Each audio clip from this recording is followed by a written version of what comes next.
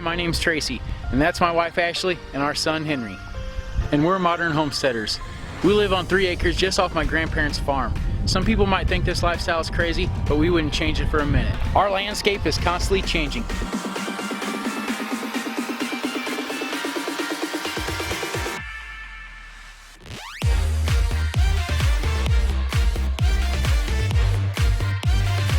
Let's take a step back and let me show you how we got here. This is 1 year on a farm. A small farm, yeah.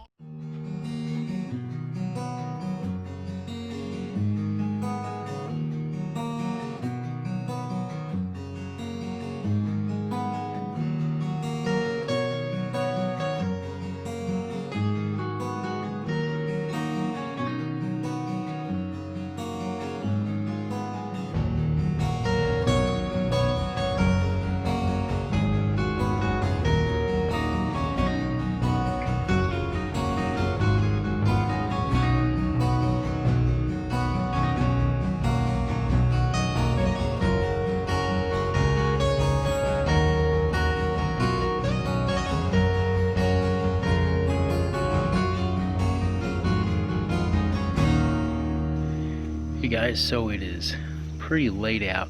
I've been trying to check on the sheep. You know, Rosebud is expecting any day now, and so I'm really hoping that in the morning she's gonna lamb out and everything is a success. You know, it seems like about a month or two ago, Buttercup had her first baby, and it was a stillborn. Here recently, Ashley noticed that Rosebud's milk bag was coming in, and this was like 3 days ago. You know, we're kind of rookie sheep farmers here, and so we thought, well, this is going to happen any time. Well, here in the last day, her backside's become real swollen, and today I noticed her laying down a lot in the field while the other two were still grazing, and she was grazing too. She was just laying down, kind of being lazy, you know.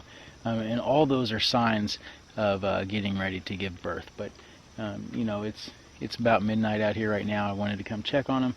I probably won't check on her till, you know, bright and early, till the sun's up at least. Maybe later I might have to sleep in.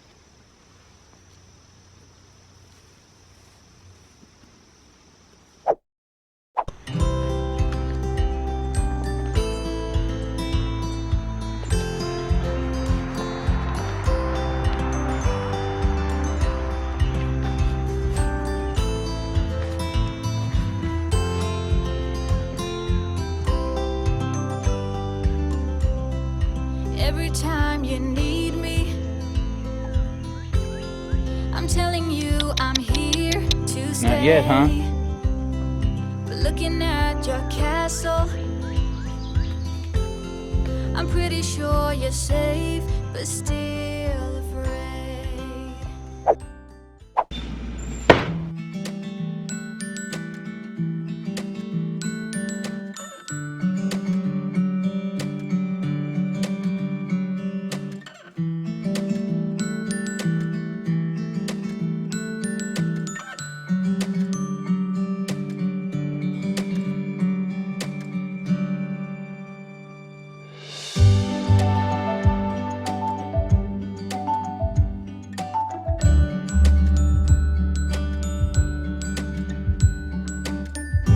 This morning we're currently in the greenhouse, and no matter what time of year it is, it gets hot in here. And you can see above me a greenhouse fan. That's why we have a fan in here, so whenever the temperatures do get up there, you know, we can evacuate all the hot air out of here. We've got an intake on the other side, and it just kind of transfers all the air in and out of the greenhouse. Well, if you look up here, you can notice that this is not a traditional greenhouse fan. It's basically a high velocity fan that we got at a big box store. It was a lot cheaper. It was about $60 compared to hundreds of dollars that you would pay for any greenhouse fan. And there's only one problem. You have to remember to turn this thing on in the mornings, otherwise it could get extremely hot in here and your vegetables will start to wilt over and die. It's not a huge problem to not remember to shut it off, other than it does waste electricity. So what we want to do is put a timer on this thing. We do have a thermostat for it, but we haven't had time to wire it up. We've got this digital timer that we picked up. This is a digital timer that you can get. I think we got this one at Walmart. I'm sure they sell it on Amazon too. And one thing that I like about it is you could definitely set multiple on and offs with it. but it does have a grounded outlet, which the old school, you know, spin type timers, they don't have a grounded outlet. Once you get this thing programmed, one cool thing about it is it does have a manual override button right here, so you could push that and your fan turns on automatically. So that way, if it was still hot in here at nighttime or in the evenings, if we had a wood stove on in the wintertime, we could come in here and we could push that button, we can make it stay on. So anyway, just a cheap, fast way. If you have a fan that you need to circulate some air in your greenhouse and you don't want to put up a thermostat, grab a digital timer, it works great.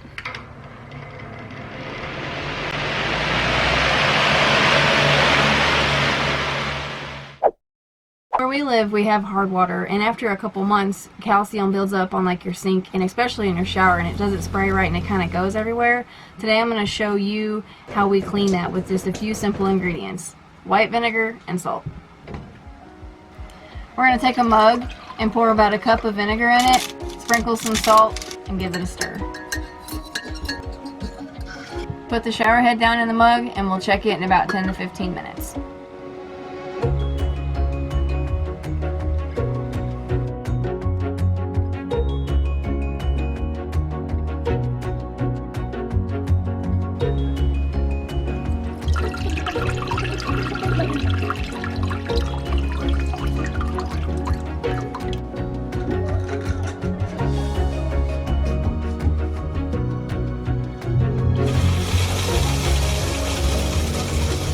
Much better. So today, guys, we're going to be transplanting these tomato plants that we've planted in the greenhouse in our molasses tubs out into the garden. And you know, what we do in the garden is we have the tomato plants under some straw bedding, and we try to keep that bedding you know, almost a foot deep, 6 to 8, 10 inches, you know, so anywhere in there. I mean, it doesn't have to be super consistent, but we do that way it retains that moisture in. Well, the only problem with planting from seed right in the garden is it's so far down in there, and even if a little bit was to germinate up, it doesn't really get the light. And we've tried to, you know, pull the straw back around it for a while that happens, but then at the same time now we're getting weeds coming up. So one reason why we do that straw is, like I said, to retain that moisture in, and it also keeps those weeds at bay. And so we go ahead and start everything in the greenhouse, let it grow up a little big. This is probably a little bigger than I like to transplant, but some of these others, you know, they're fairly small. They're about a foot tall, and I think that's okay. So we keep this soil that we grow them in really moist, and now I think it's time to dig them up and let's put them out in the garden. When they're this big, you don't want to get too close to them because you will cut some roots. So, you know, if you're making a good 8-inch circle all the way around, 8 inches in diameter,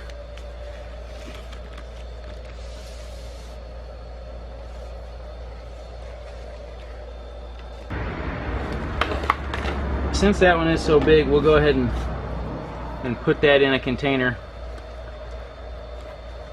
But even though this is a big plant, as long as you don't get real close to that root ball, as long as you don't get into that root ball and start cutting roots and taking soil away from those roots, it should have no problem transplanting. A lot of times whenever you transplant a big plant, if you do get too close to those roots and expose the roots, you know, and take that dirt away, that's whenever the likelihood of that plant surviving is going to get real slim and probably going to die on you.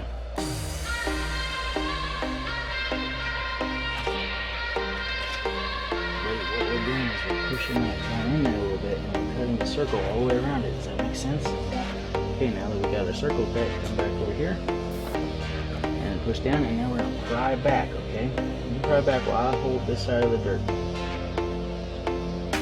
Good job, buddy. Thanks, man. Hold the plant. Yep. Sir. Go.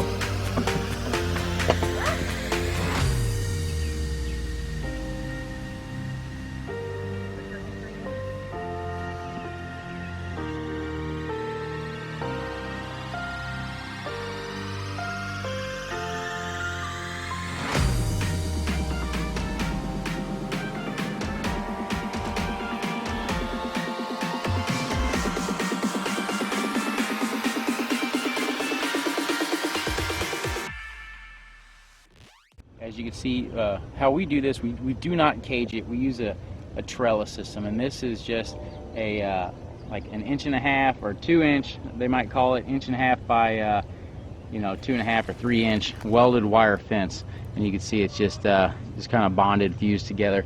And we actually had bought this a while back whenever we used to fence in our chickens with this stuff, and we had some rolls left over. We thought, wow, this would be a great trellis. So we use this for the tomatoes, trellis the tomatoes, and we also trellis our cucumbers up with this stuff. But you can see here in the past, we've just got a bunch of old zip ties hanging on here, and a lot of people, they'll do cages, they'll do tomato cages. The reason why I don't like cages is because what that does is it really kind of limits what that tomato plant can do. And that foliage or the leaves on the tomato plant are there for a purpose, and they are to absorb that sun's energy. And if they are all shaded, just, you know, if they're all bunched in from that cage, they're not, that tomato plant is not going to produce as good as it can. And so what I like to do is we'll plant this right here, right next to this trellis, and as it's growing up, you know, the side branches that come out, and when it's trellised like this, it's just going to allow that foliage or those leaves to really absorb that sun's energy a lot better.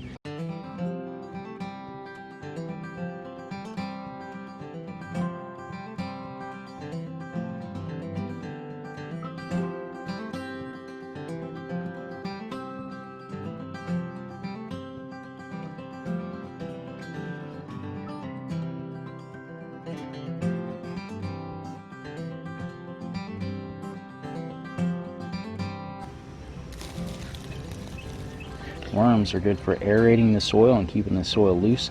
They'll also fertilize the soil because of their worm poop. Worm poop? So let's put him right back in his home.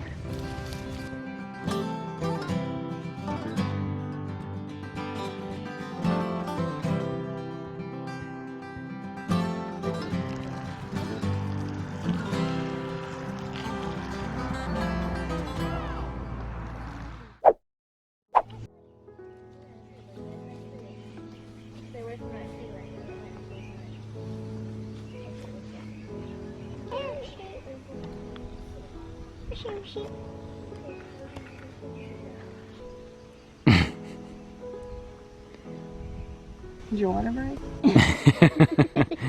I think his water broke. Today we are moving our sheep from this pasture to the next pasture. As you guys know, we lease some land from our neighbors, and they've been on this field for a while. They've mowed it down. It hasn't rained, so we need to get them over on some fresh grass.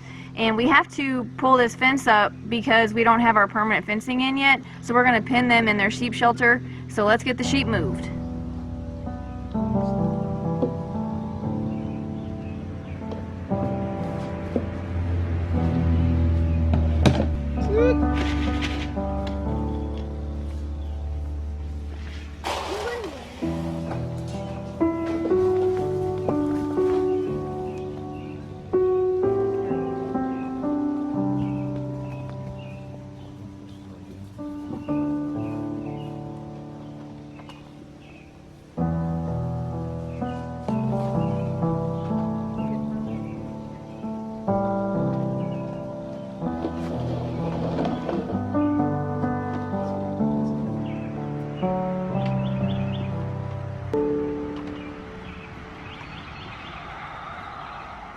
So it hasn't rained in a while, and we've got to pull up these stakes so we can put them over in the new ground. And it's going to be hard enough to get them in that new ground just because it hasn't rained and it's hard.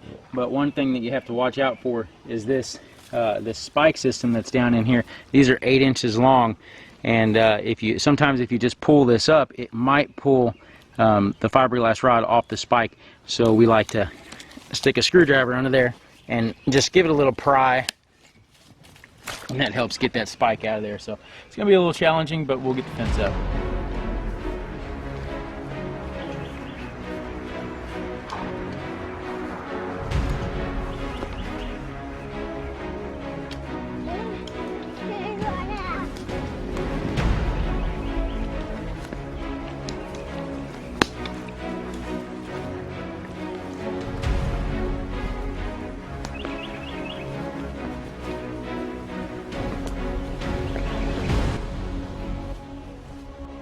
All right, so we got this pulled up. Let's go stick it over there.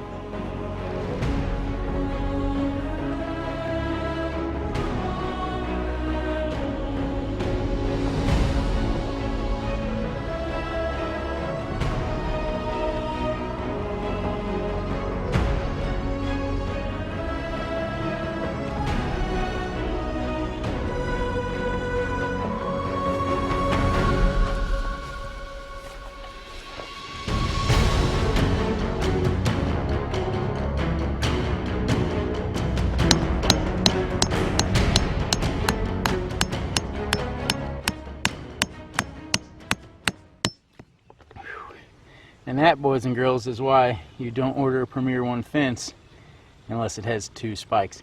If this thing had a single spike, like I seriously debated on getting this with a single spike, and I think it would have saved me like $20. But this secondary spike that comes off there, right there, and goes down, you can it really does a good job when the ground is not this hard, and you could put your foot on that. It really helps get that right in the ground. But being as hard as it is, using that hammer on there, I could not have done that without that secondary spike. Whew. Secondary spike.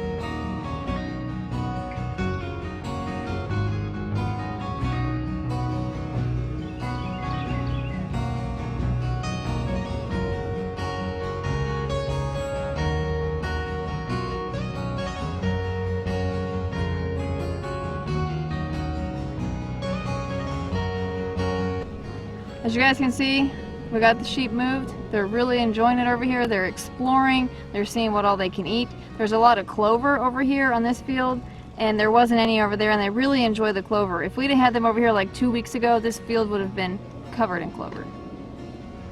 Alright guys, well apparently Rosebud has not had her lamb yet. So I'm gonna keep saying any day now. We're really hoping that everything goes good. It's supposed to be 96 degrees today.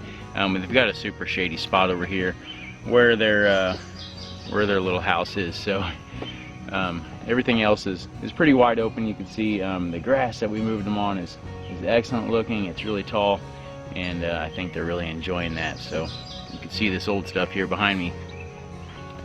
They did a number on that, but I really appreciate you guys watching this week, and maybe next time Rosebud will have her lamb. So until next time guys, we'll see you on the next episode.